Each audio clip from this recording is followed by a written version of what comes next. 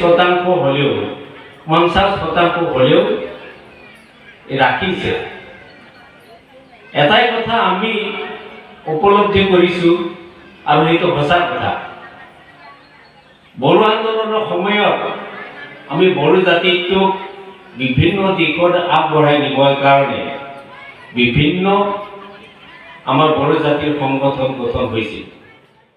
এগতিকে আপোনালোকে বড়ো খাদ্য প্ৰণালী কি হয় কেতিয়াবা মই বহলকৈ আপোনালোকক বুজাম। আমি কৰ্মশালা কৰি পেলাই যে কিয় খাব লাগে, কেনেকৈ খাব লাগে, কোনটো শাক আমি খাব লাগে।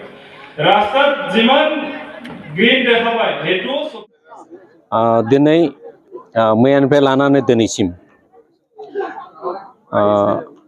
चराइदेव जिल्ला दुलाराय बाथौ गौथुमनि कनफारेन्स जादों, बोसोरसालिया जथुम्मा।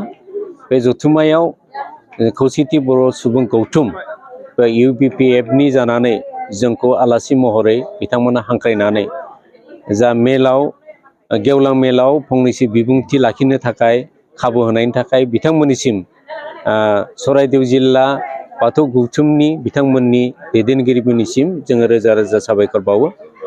जोबोद मोजां जादों जे चराइदेव जिल्लायाव बिथांमोननि नैबे ओनसोलफ्राव बर' गुबैयै राव रोङा, गावनि बर'नि राव हारिमु असे बे धोरोमखौ बावलांदोंमोन।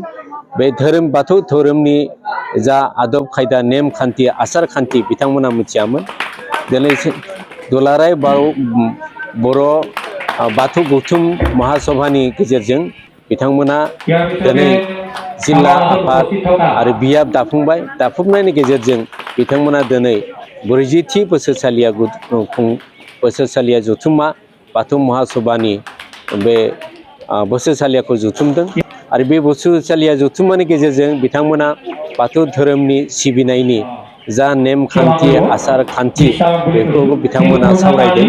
डेलिगेट्स फैदों, गुबुन गुबुननिफ्राय आलासि बिथांमोना हांख्रायनानै नैबे बाथौ धोरोमनि सिबिनायनि जा नेम खान्थि जा सावरायदों, जोबोद बाख्नायथाव बाथ्रा।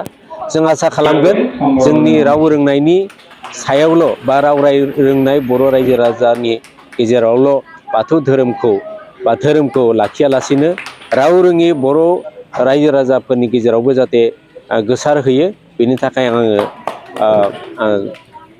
खावलायगोन। आरो बिथांमोना जा स्टेप लादों, दा आदब खायदा लादों, बिनि थाखायबो आङो दुलाराय बाथौ गौथुम महासभानि दैदेनगिरि दिनै खगेश्वर रामसियारि बिथांमोना फैदों आरो बिथांमोननि स्पिचनि गेजेरजों जा बिबुंथि लाखिदों जोबोद बाख्नायथाव बाथ्रा।